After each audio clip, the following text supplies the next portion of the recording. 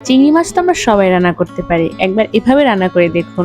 এতটাই বেশি মজা হয় যে আবার হাঁড়িতে ভাত বসাতে হবে। তো এর জন্য আমি ৪ পিস বড় সাইজের গলদা চিংড়ি মাছকে খুব ভালো মতো কেটে ধুয়ে লবণ, হলুদ, মরিচ মাখিয়ে নিচ্ছি। তারপর গরম তেলে এপাশ ওপাশ করে ভেজে নেব। খুব বেশি সময় ভাজা যাবে না, তাহলে আবার মাছগুলো শক্ত হয়ে যাবে। এতে করে খেতে ভালো লাগবে না। ভেজে নেওয়া হয়ে গেলে একই তেলে আমি দিয়ে দিচ্ছি ১ কাপ পরিমাণে পেঁয়াজ কুচি আর স্বাদ মতো লবণ। পেঁয়াজটা ভাজা হয়ে গেলে দিয়ে দিচ্ছি ১ চা চামচ পরিমাণ আদা রসুন বাটা, ১ চা চামচ পরিমাণ শুকনো মরিচের গুঁড়া আর ১/২ চা চামচের থেকে একটু বেশি হলুদের গুঁড়া। সামান্য পরিমাণে পানি দিয়ে মশলাটাকে খুব ভালো মতো কষিয়ে নেব। কষানো হয়ে গেলে দিয়ে দিচ্ছি পানি। পানিতে বলক চলে আসলে আগে থেকে ভেজে রাখা মাছগুলোকে দিয়ে দিচ্ছি। তারপর দিয়ে দেব টমেটো কুচি আর কাঁচামরিচ কুচি। আমি টমেটোটাকে একটু আগেই দিয়ে দিচ্ছি, কারণ এখনকার টমেটোগুলো সিদ্ধ হতে একটু বেশি সময় নেয়। তারপর ৫-৬ মিনিট রান্না করে নেব।